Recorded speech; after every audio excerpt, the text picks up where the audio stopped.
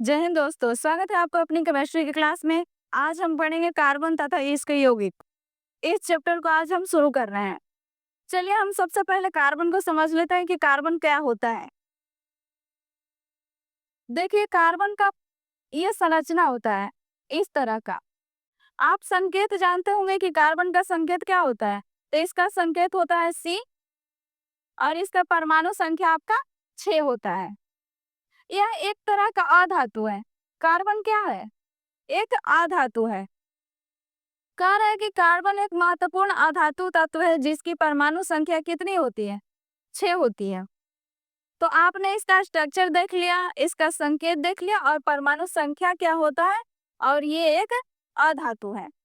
चलिए हम एक एक करके इसके बारे में पूरा डिटेल से जानेंगे, कार्बन और कार्बनिक यौगिक के बारे में। कह रहा है कि कार्बनिक रसायन एक परिचय।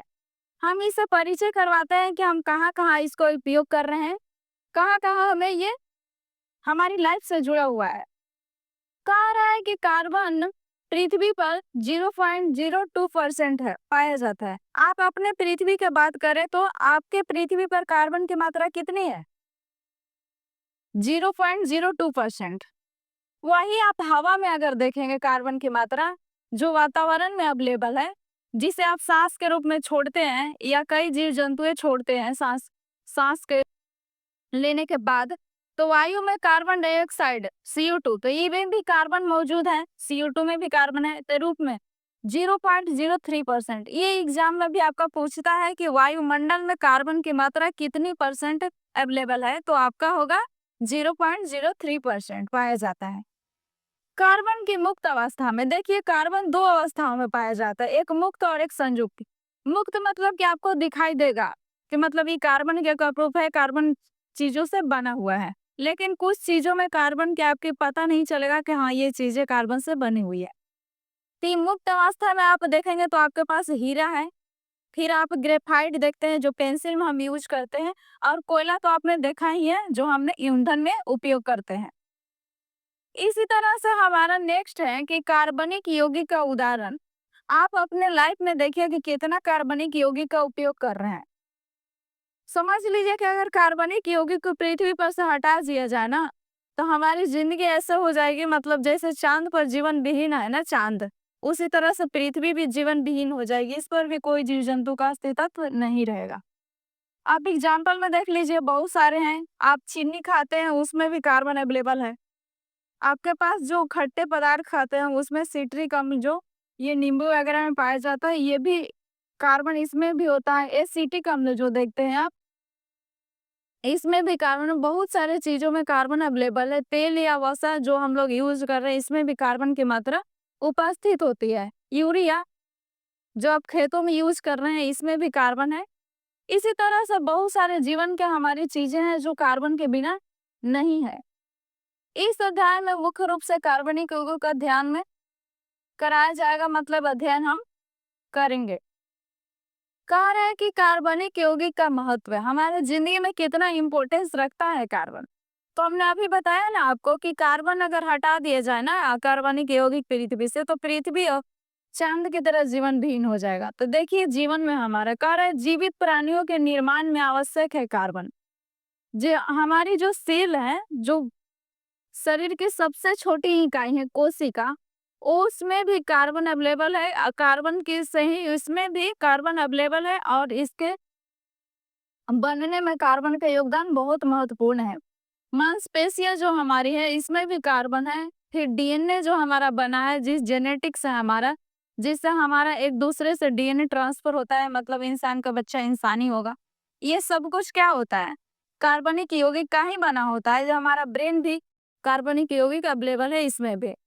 अब आप भोजन पदार्थ में देख ली तो भोजन में आप चीनी देखिए, तेल, वसा, प्रोटीन, जितने चीजें हम खा रहे हैं सारे में कार्बन अवेलेबल है। जैसे में चीनी, तेल, ये सारे चीजों में आपको कार्बन की मात्रा अवेलेबल दिखाई देती है, मतलब रहती ही रहती है। इसी तरह से आपने देखा होगा कि जो हम ईंधन उपयोग कर रहे हैं, जो हम फ्यूल यूज कर रहे हैं, तो उसमें पेट्रोलियम, डीजल, एलपीजी, सीएनजी, ये सारे भी कार्बनिक यौगिक इसमें भी पाए जाते हैं। तो ये देख लीजिए पेट्रोल, एलपीजी, सब में क्या है? कार्बनिक यौगिक। कार्बनिक यौगिक हमारे दैनिक जीवन में पहलू में अत्यंत महत्वपूर्ण है। मतलब बहुत ज्यादा इम्पोर्टेंस रखता है। कह रहे कार्बनिक यौगिक का उपयोग। देखिए कि कार्बनिक यौगिक का उपयोग हम कहाँ कहाँ कर रहे हैं। देखिए कि औषधि का निर्माण, जितने दवाइयाँ हमारी बन के आ रही है, जितना आप दवाइयाँ खा रहे हैं, पैरासीटामोल हो गया जो फीवर में आप खाते हैं, या फिर इब्रोप्रोफेन है, सूजन का निवारक दवाई है, ये सब कार्बनिक यौगिक का उपयोग में से बनते हैं। पेनिसिलिन जो एंटीबायोटिक होता है, इंजेक्शन आप लेते हैं, इसमें भी है। कफ सिरप जो पीते हैं या जितने टैबलेट आप देख रहे हैं, ज्यादातर टैबलेट में भी कार्बन की मात्रा अवेलेबल होती है। अब देखिए प्लास्टिक, रबड़, साबुन, इत्र, ये सारे प्लास्टिक जितना देख रहे हैं घर में, जितना टेबल कुर्सी प्लास्टिक के यूज कर रहे हैं, रबड़ जितना टायर वगैरह देख रहे हैं, सब कार्बन की मात्रा है। साबुन देख रहे हैं या रंग पेंट वगैरह या इत्र जो परफ्यूम आप लगाते हैं, उस सब में कार्बन की मात्रा अवेलेबल होती है। उर्वरक एवं कीटनाशक बनाने में उपयोग। देख रहे हैं जितना भी आ रहा है आपका कीटनाशक दवाइयाँ, अपने कई दवाइयों को कीड़ा को मारने के लिए उपयोग करते हैं, छिड़काव करते हैं। कितने को मतलब दाना के रूप में आप देखते हैं, यूरिया को आपने देखा होगा, उसी तरह डीएपी आप खेत में हम लोग यूज करते हैं। फिर अमोनियम नाइट्रेट है जो आप छिड़काव करते हैं कीड़ा को मारने के लिए, पोषक तत्व के लिए। यह सारे चीजों में क्या है, कार्बन कहीं ना कहीं अवेलेबल है। मतलब इन सब में कार्बन का उपयोग हो रहा है इनके बनाने में। कार्बनिक यौगिक उद्योग एवं कृषि दोनों क्षेत्रों में अनमोल उपयोग रखते हैं। मतलब कृषि हो या उद्योग हो, सभी जगह इसका इम्पोर्टेंस बहुत ज्यादा है कार्बनिक यौगिक का। अब जीवन शक्ति का सिद्धांत देख लीजिए। कार्बन में कार्बनिक यौगिक के केवल जीवित प्राणियों से बनते हैं। ये पहले बहुत सारा वैज्ञानिक थे, उनका एक मिथ था, एक भ्रम था। उनको लगता था ना कि मतलब कि कार्बन की मात्रा सिर्फ किस में अवेलेबल होती है, जीवित प्राणियों में। मतलब कि निर्जीव प्राणियों में ये कार्बन की मात्रा नहीं पाया जाता है, सिर्फ जीवित प्राणियों में ही कार्बन की मात्रा पाया जाता है। तो उन्होंने जीवन शक्ति का सिद्धांत दे दिया, कहा कि नहीं, सिर्फ जीवित प्राणी में ही कार्बन अवेलेबल होते हैं। निर्माण के लिए विशेष शक्ति की आवश्यक मानी जाती है। मतलब कि जो शक्ति होता है का मतलब जीवित प्राणी है, इनके पास एक शक्ति होती है, इनके पास विशेष शक्ति पाई जाती है, इसलिए इन्हीं के पास केवल कार्बन की मात्रा अवेलेबल होती है। मतलब जीवित प्राणी में ही कार्बन पाई जाती है। कह रहा है इस शक्ति को जीवन शक्ति का इसी को शक्ति को जो शक्ति आपके अंदर है, सजीव के अंदर, जिससे कार्बन आपके अंदर पाया जा रहा है, उसी को कह रहा है जीवन शक्ति, वाइटल फोर्स है। कि ये सिर्फ सजीवों के अंदर पाया जाता है। लेकिन एक ये मिथ था, सच नहीं था। कह रहे सिद्धांत का अंत। अब जीवन शक्ति के सिद्धांत का अंत देखिए किसने किया। कह रहे कि वर्ष 1828 में वैज्ञानिक बोहलर आए। 1828 में बोहलर वैज्ञानिक आए। उन्होंने प्रयोगशाला में अमोनिया साइनेट से यूरिया का निर्माण किया। यहाँ एकदम नोटिस करिएगा कि उन्होंने कौन सा पदार्थ को बनाया था। तो अमोनिया साइनेट से उन्होंने यूरिया का निर्माण किया।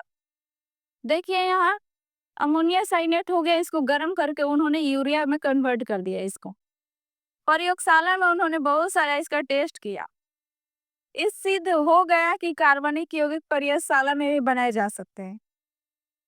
वैज्ञानिकों का मिथ था कि वो बोलते थे कि नहीं, सिर्फ कार्बनिक यौगिक जीवित प्राणियों में पाया जाता है, लेकिन इन्होंने तो अमोनिया साइनेट से यूरिया बना दिया। तो इन्होंने अब बताया कि नहीं, ऐसा नहीं है। हमने प्रयोग और टेस्ट किया तो हमें पता चला कि कार्बनिक यौगिक को तो हम प्रयोगशाला में भी बना सकते हैं, ऐसा नहीं है कि जीवित प्राणियों में सिर्फ पाया जाएगा। इसलिए जीवन शक्ति का सिद्धांत क्या हो गया, गलत हो गया। क्वेश्चन आगे आएगा आपका कि जीवन शक्ति का सिद्धांत को गलत किसने प्रूव किया, तो आपको आंसर देना होगा। चलिए अब हम इसके कुछ क्वेश्चन कर लेते हैं इस चैप्टर से, मतलब इस टॉपिक से। आपका कार्बन का संकेत बता दीजिए कि कितना क्या होता है। तो आपको पता है कि सी होता है कार्बन का संकेत।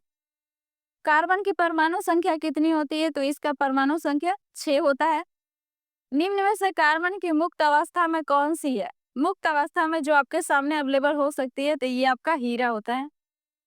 कह रहा है कि जीवन शक्ति सिद्धांत को गलत किसने सिद्ध किया, तो आपको ये बताना है। कमेंट बॉक्स में आंसर कीजिएगा कि इसका जीवन शक्ति का सिद्धांत को गलत किसने प्रूव किया था। 4th नंबर क्वेश्चन के आंसर। बोहलर ने प्रयोगशाला में किस यौगिक का निर्माण किया था, तो आपको भी पता है कि उन्होंने अमोनिया साइनेट से यूरिया का निर्माण किया था। Thank you so much watching this video. Comment box में आंसर जरूर बताइएगा। वीडियो अगर पसंद आए तो लाइक शेयर और चैनल को सब्सक्राइब करना ना भूलिएगा।